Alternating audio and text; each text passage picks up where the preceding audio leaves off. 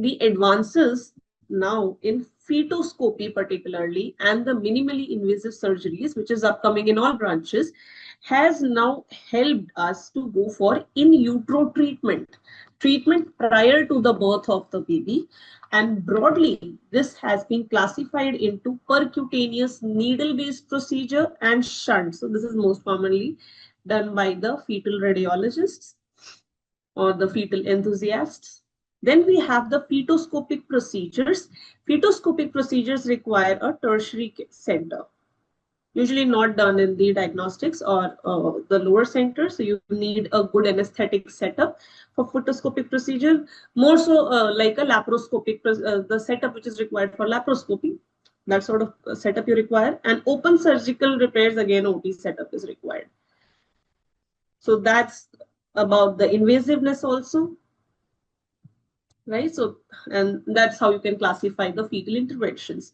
The first being minimally invasive procedures, and these are the ones which are more commonly, more frequently done.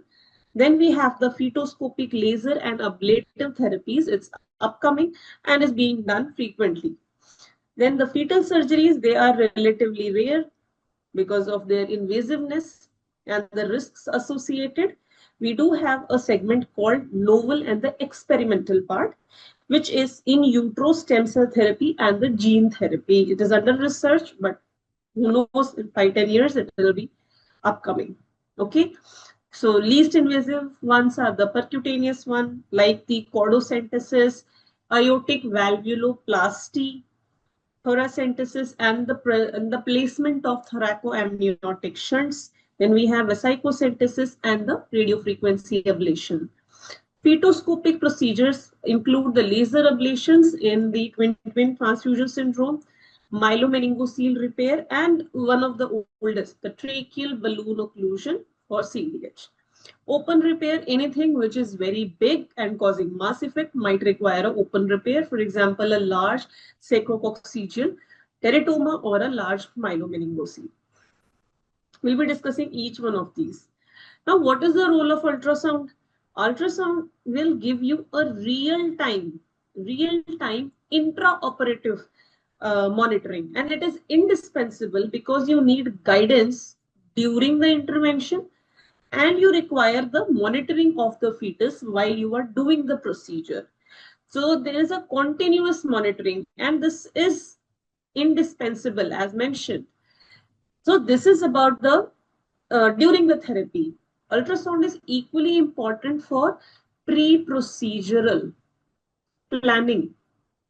Okay, so planning which candidate is suitable for which therapy. So that is very important. Post that, you have chosen the therapy. Now the intraoperative monitoring is completely ultrasound based, and post procedure, you have done the procedure. Now you need to assess the outcome. How did the procedure go? Detect any immediate or delayed complication and look for the long-term pregnancy surveillance. So this is the post-procedural ultrasound role. Once the post-intervention period has come, you have done the intervention. So first you will assess whether your intervention was clear, it was clean or not, and the outcome. For that, we will look for the fetus, placenta, amniotic fluid, and the mother, because each of these parameters can have certain complications. The most common being hemorrhage, wherever the needle was inserted from skin to the fetus, any place you can have an hematoma. So the tract needs to be carefully assessed. Placenta, the site, especially the site, you need to look for any abruption, hematoma. That is very important. And then the long-term complications like infarction can happen, growth restriction in fetus can happen. Amniotic fluid is being documented prior to the procedure and immediately after the procedure as well. And then in the mother, there can be a uterine injury. Rarely bowel perforation happens. Then chorioamnionitis, infection can happen anywhere. So those are the expected post-operative complications. And why are we discussing this in detail? Because radiologists should be aware, as these fetal interventions, especially the fetoscopy ones, they are done in tertiary centers. Okay, and the tertiary centers are usually away from the patient's home. So either once the procedure is done, they can come to the local setup, to your center or the emergency department. So you should be able to identify any expected post-procedural change. Okay. You should be aware of complications that can happen and require urgent intervention. So identify them and then diagnose and manage accordingly. Okay. Are we clear now?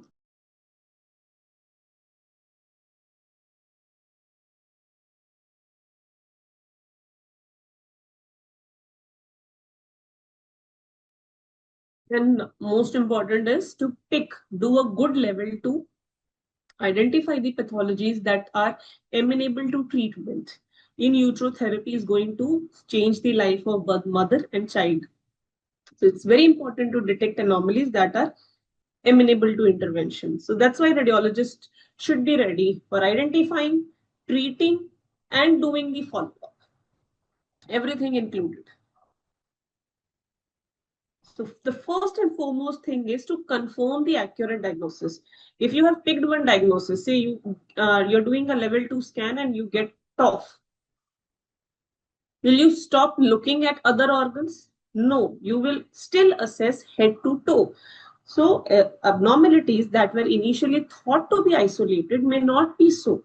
In that case, additional findings needs to be looked for even more carefully, because if they are detected later, then they can complicate things. So a dedicated scan is very important, and accurate and confirmed complete diagnosis should be administered from your end before discussing any intervention, so that we know whatever problem we are addressing is the biggest problem and the intervention is going to solve that issue. Okay. So while you are doing the counseling, you need to discuss the risk and the potential complications of whatever procedure is going to happen. Explain, always explain the patient that whatever abnormality till now for this period of gestation we have discussed or diagnosed, it may not be isolated and additional findings can come up later in pregnancy or postnatally. Okay. The spectrum of disabilities that can happen postnatally need also attention, and the associated comorbidities, and they should be explained to the patient in a manner that they can make a choice. Don't scare them too much, or don't take too much guarantee that everything will be fine. They should be made aware of everything and then willfully choose the option that they want to go for. So it should be a balanced information for an informed decision making, right? Pre-procedural genetic evaluation is very important. You need to advise and get a comprehensive genetic workup, because there can be an association of chromosome or syndromic association, and then the prognostic changes. The prognostication implication of that abnormality will completely change. If you are, for example, if you're going to treat a particular thing and you're trying to make the baby survive that problem, but if it is syndromic or it is associated with a chromosomal abnormality, then just mitigating that issue will not help, and hence you need a good genetic evaluation. Then the most important thing is to discuss the risks associated and any possible complication, be it infection or bleed. Everything needs to be discussed in detail. So remember, ethical, genetic, medical consideration, they are integral before you go for any in utero intervention. So this is the chart which can be made in exams. I'm putting a star for those slides which can be drawn in the exam if question comes. So this is the one which is outlining the indications where you will go for which minimally invasive fetal therapy.